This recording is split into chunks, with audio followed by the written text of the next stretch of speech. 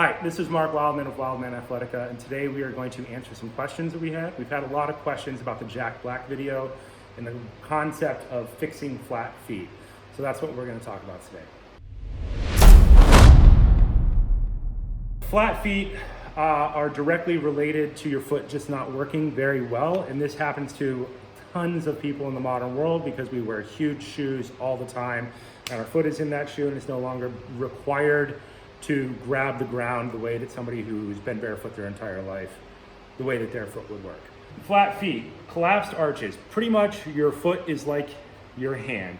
And you think about it being, it's not exactly the same obviously because it's up here, but it's gonna be the arch of your foot is what we're trying to make fire. If your arch is collapsed, then your ankles are probably slightly rolled in, and you can see it just by looking at the front of somebody's ankle. You'll see the kind of the line of the bones kind of look like this. And you'll see that the knees are probably very slightly internally rotated or a lot internally rotated. So our goal when we're fixing flat feet is to take the feet, point them straight ahead, or over point them straight ahead just for the sake of the exercise, not because that's how you're supposed to function, but because if you're overturned out, then we go straight ahead or very, very slightly in to try and force the arches to fire. And the way that we do this is a mathematical progression. We use any type of rhythmic weight shifting exercise, which could be kettlebells, it could be clubs, could be mace, but it has to be heavy enough to force your body into a balance, regaining posture. It's kind of a weird way to say it, but I think it kind of makes sense. You cannot do this with shoes on. It does not work at all. You have to be barefoot. So I was a farm boy. I spent a lot of time barefoot. And I did Kung Fu and Aikido and everything for many years, so I spent a lot of time barefoot. I first noticed that you could fix flat feet when I first started getting into kettlebelling in 2005, 2006. I knew a model, she had flat feet. We trained for 6 months. We did just kettlebell swinging, and her arches went from being completely flat to all the way up. Over the time, I figured out why that works. I'm sure that there's many other methods to do this. I just do it the same way I do everything with engineering. Lots and lots and lots of numbers. So we're going to talk about a couple of exercises here about how this is going to work. I've got my pant legs rolled up here, so I look super cool. What we're going to do is we're going to start with the first very simple exercise. This is an exercise anybody with a kettlebell can do. We're going to point our feet perfectly straight ahead. We are not going to let them be turned out. When people turn out, you can see it right here. You'll see this part roll in. You'll probably see this side of the foot be light, and you'll see this kind of thing happen. Come up, get a close up of this for me. You'll see this kind of thing happen. We don't want that. So what we're going to do is we're going to take our feet, point them straight ahead, or even very slightly in order to force this up into the correct position. We're not going to let it turn out so that your ankle rolls in. We're going to force it in so that this is more likely to be in a straight line up and down. Very simple warm-up exercise that we do all the time around the body. You'll hear this called around the world. You'll hear it called a lot of things. As we shift our weight, the weight goes around our body fires on the opposite side of the weight in order to keep us from falling over, and that will go all the way down to the ground into our feet. So what you will see is you'll see my toes pressing into the ground and flexing, my ugly feet. I've been wearing big boots in the winter, so right now my feet are not quite as active as they should be, but you will see them grabbing the ground. Good. All weight swinging exercises will do this because they're all low weight, high rep. So we're going to start with this light weight, where most people are going to start. We're not going to let our feet turn out. We're going to force our feet straight ahead. We're very, very slightly in if you have really, really flat feet. And we are going to start with our inside circles.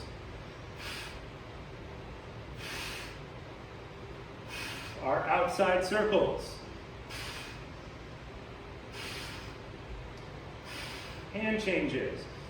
Alternating circles. Every time we do an alternating circle, this is kind of my favorite one, because you will sit down in the back leg and your foot will try to fire. There are about 11 basic of these club bell exercises that we do. and we do them in a mathematically precise format. When we finish one weight, in 6 months, we will go to another weight. That was a 10. This is a 20. It should go 10, 15, 20, 25, but for the sake of demonstration, you will see as the weight gets heavier, my whole body is forced to fire and my feet grab the ground harder. So as I swing this weight, the weight is dragging me off of my feet and I'm sitting away from it and down into the ground, and my feet are contracting to hold me in place. Let's use this 30-pound club.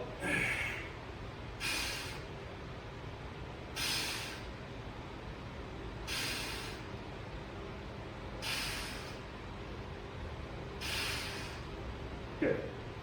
So bring it on in, and we're going to take a look down here at the feet. If you can try and get this section of the foot. I have really, really stable arches after years of doing this, but this is where we're looking. This is where we're looking.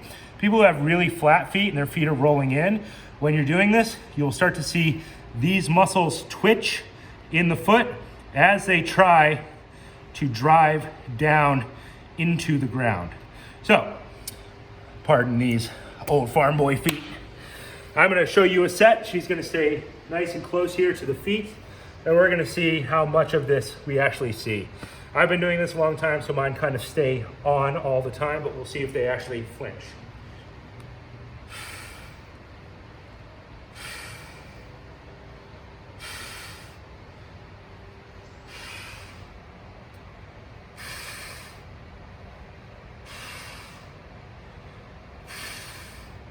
So the exercises by themselves won't just do it. You can't just pick up a weight and do 3 sets of 10 and it's not gonna work. This is a super math nerd way to do things. The way that I train single arm clubs, which I do with absolutely every client who comes through my door, is we do approximately 600 reps per workout. And that's a half workout. 600? Wait, let me do the math. In the beginning, a half cycle for us is 300 reps per workout. So that's a half cycle. That's the intro cycle, not the advanced cycle. 300 reps per workout at twice a week is 600 opportunities for those muscles to learn to fire, to grab the ground. As the weight gets heavier, they fire harder.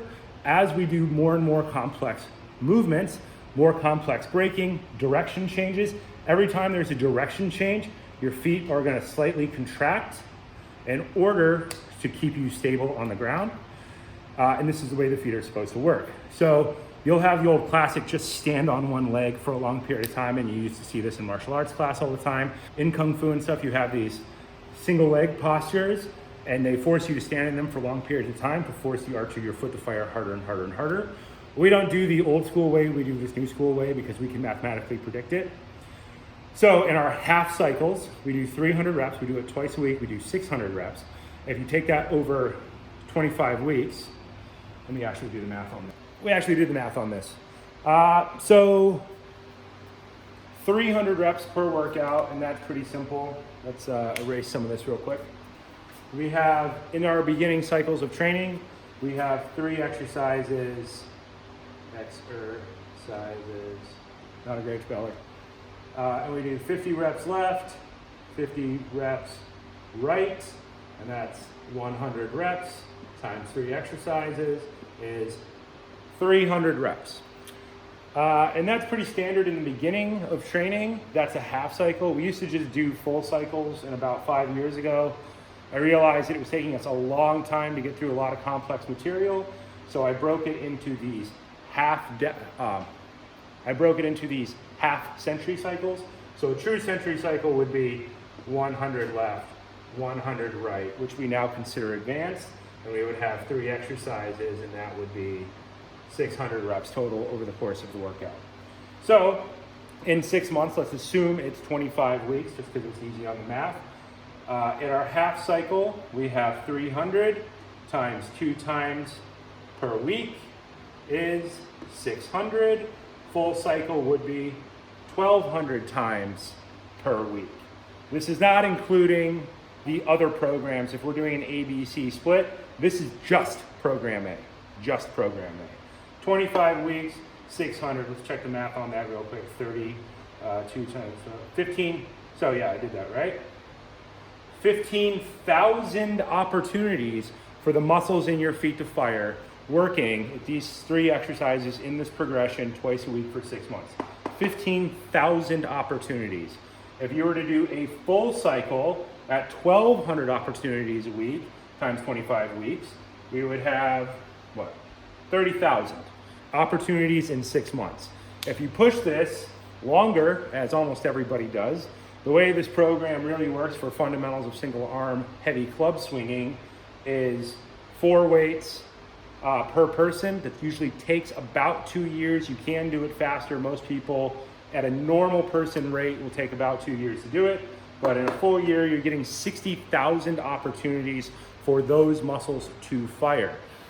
And you dig a deep neurological well up here in your brain, right? You're essentially just letting your brain figure it out over and over and over again.